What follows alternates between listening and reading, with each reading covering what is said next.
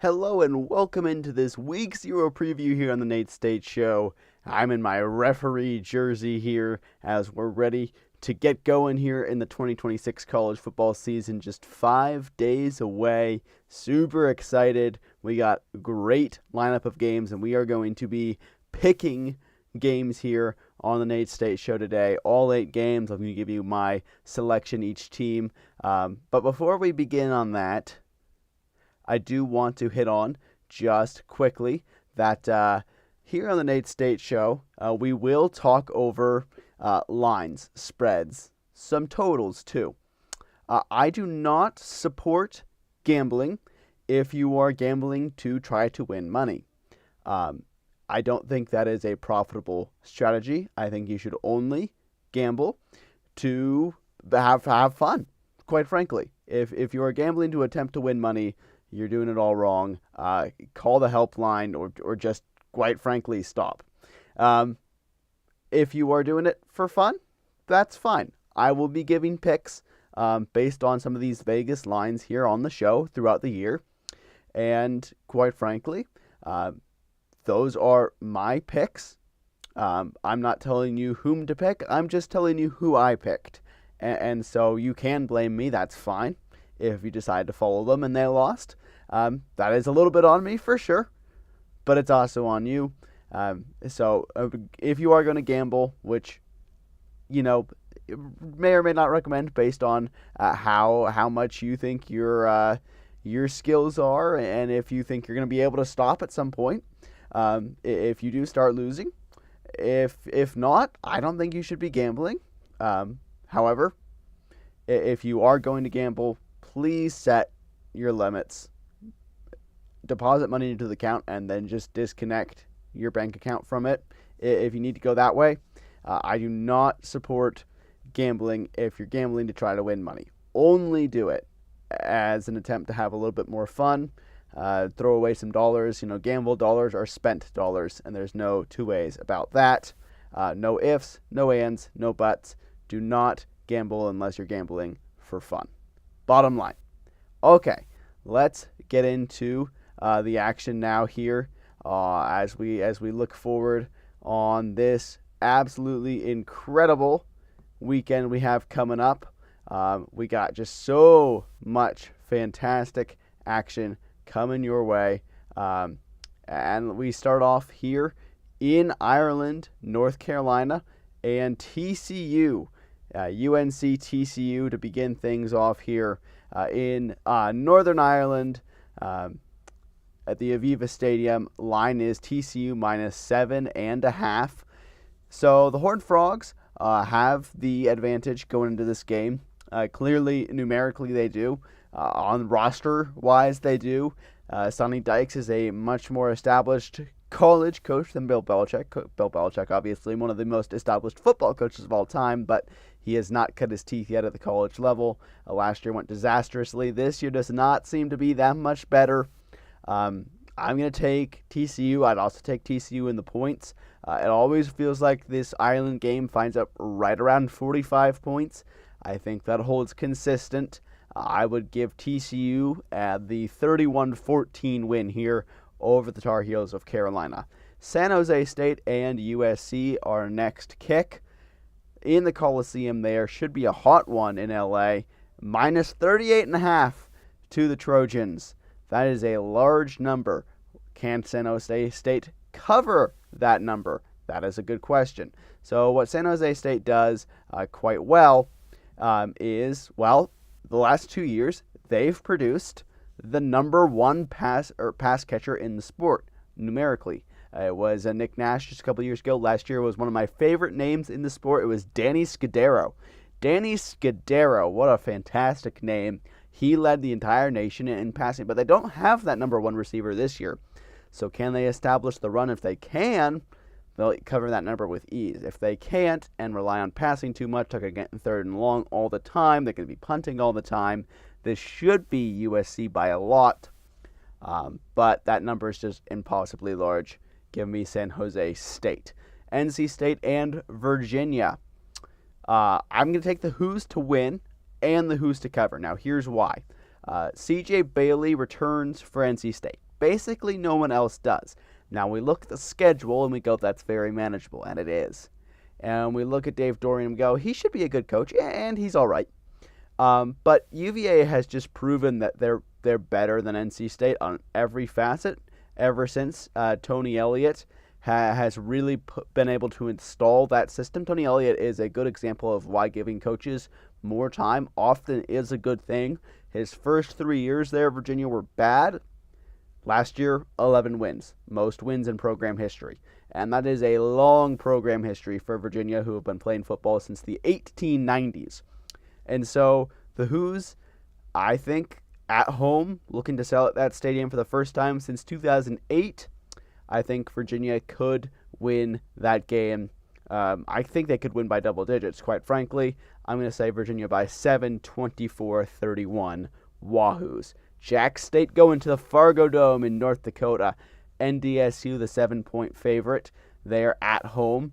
Jacksonville State has done quite well coming up from the FBS level. North Dakota State is coming up from the FCS level this year and are definitely a player in the G6 at large. Now, North Dakota State is a team that runs power often. They really like to push you. I think that could be a major boon for them. The Conference USA is definitely more based on spread offense, try to get it out quick. And while that could give North Dakota State more problem, I think North Dakota State's the better program. They have a lot of momentum coming into this year. They're at home. I'd say North Dakota State right on that number. Give me NDSU in a 27-20 decision. Eastern Michigan is a 9.5-point favorite to Sac State. Sacramento State coming up from the FCS this year. This year should be relatively disastrous there in Sacramento. The Hornets were not expecting to be in a conference whatsoever. But here they are. And now they're in the MAC. And now they have to travel to Ohio every other week. And now you're looking at that relatively large schedule in front of you and you're going, oh boy, what did we just get ourselves into? Well, you got yourselves into a quarter and you plantsty. Fun. Eastern Michigan rolls this game, 30-10.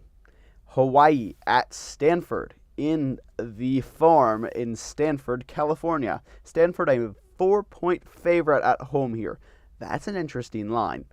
We actually have no idea how good Stanford's going to be. Some people think they're going to be terrible. Some people think they're going to be all right. Nobody thinks they're going to be good. Stanford could surprise people. Stanford could also let people down. Nobody knows how Stanford's truly going to be because Stanford last year was awful and they don't really seem to believe in transfers. Now, Davis Warren is going to be the quarterback for him this year. Davis Warren most recently played at Michigan. He was famously a quarterback there for the first bout of the year in a relatively poor first half of the 2024 season there for Michigan. Obviously, Michigan would go on to later beat Ohio State that year in a crazy upset, but the start of the year was pretty rough. Davis Warren was the quarterback then. We'll see how much better he's gotten. Meanwhile, Hawaii has put in a very good system there with Timmy Chang and Micah Alhedo is their quarterback.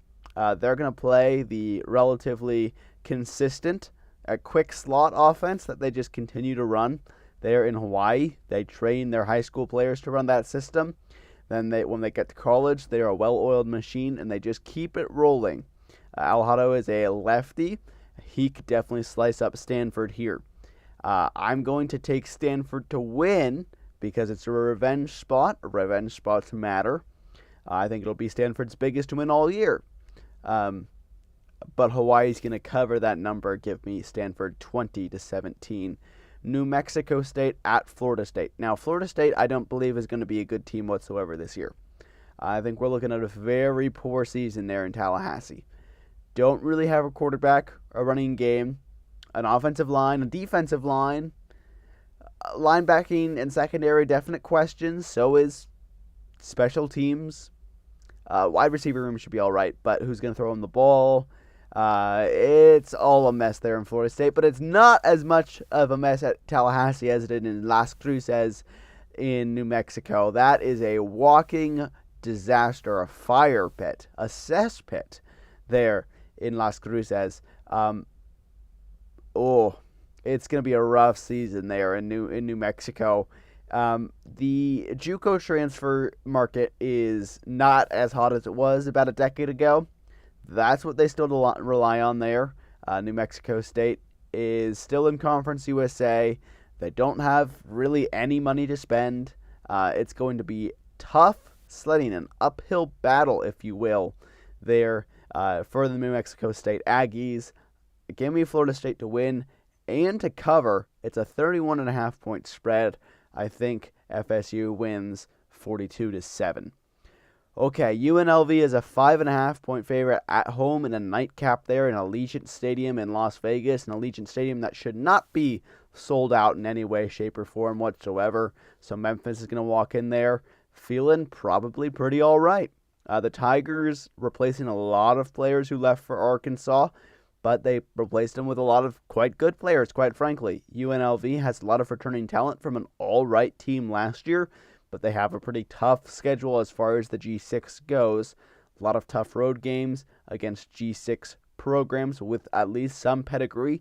The FPI says they have like something ridiculous like the 126th schedule in the country, or easiest schedule in the country. I don't think that's true at all. I think they have a quite tough schedule if you factor in those road games. I think UNLV, it really, honestly, the pain starts here. Some people have them going to the college football playoff. That's not going to be remotely realistic at all. UNLV is not going to sniff the college football playoff, and it starts at Memphis. Memphis is going to, I believe, control this game, control it with pace, with tempo, with their defense.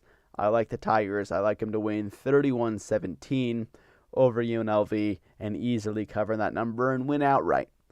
So that is my picks. TCU, USC, Virginia, North Dakota State, Eastern Michigan, Stanford, Florida State, and then Memphis gets the road win at the nightcap, are my picks by money line, so to speak. I got TCU, San Jose State, Virginia, North Dakota State, Eastern Michigan, Hawaii, Florida State, and Memphis by spread number. Now, even if I was betting these games, which I'm probably not going to, it is week 0. I want to stay away from most of this action before we really know anything about these teams. Not that I'm too much of a betting man regardless, only if I really like a number, which I don't really love any of these. Even if I was to put some action down, so to speak, it would probably, if I had to make a pick I was feeling really good about, I would probably take TCU there on the line. I also really like that Eastern Michigan and the 9.5 there. I don't think Sacramento State is going to be particularly close to that number. I don't even know if Eastern Michigan's going to have a great year, but I know they're better than Sacramento State. I know that for sure. But obviously it's college football, so stuff can happen, and you're basically donating money regardless if you do partake in a little bit of extra pumpity bumps there, as DraftKings says in their advertising campaigns. So that is our week 0 slate, which is fun, which is fantastic. One of our best week 0s that we've ever gotten. I do want to point out this is probably our last true week 0 that we're going to see in quite a while here in college football.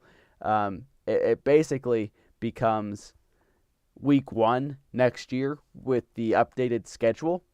And quite frankly, this is a good thing for the sport. The sport did need to move ahead and shift the schedule a little bit. We go too late, so that week 0 shift up helps provide an extra bye week, and it just helps space out the sport more respectively into the future. And so I am all in on the move for that for next year, and it also means we get to see the season start a week sooner, which is definitely a plus. All right, short show tonight, only 8 games to cover. Nothing that I love on this board, but that's about how week 0 should be. This segment will typically be the Thursday show, going forward in the future. But this Thursday is our 138 team FBS preview, which will be absolutely fantastic. We'll give about a minute on every single team, so it'll be a long show, a fun show. I got a graphic for every single team, every single conference. It's going to be fantastic, so definitely make sure you're tuned in for that. We'll go live 3 p.m. Eastern, 12 p.m. Pacific, right here on the Nate State Show YouTube channel. It'll be obviously up on Spotify, on Apple Podcasts, and up as a full thing on YouTube later as well. So that to look forward to on Thursday. Obviously, Saturday we kick off at 12 p.m. Eastern in Ireland. That'll be on ESPN. That'll be a special, magical day when we finally get there. Again, just 5 days away. So hope to see you on Thursday when we preview the entire season. Thank you for tuning in.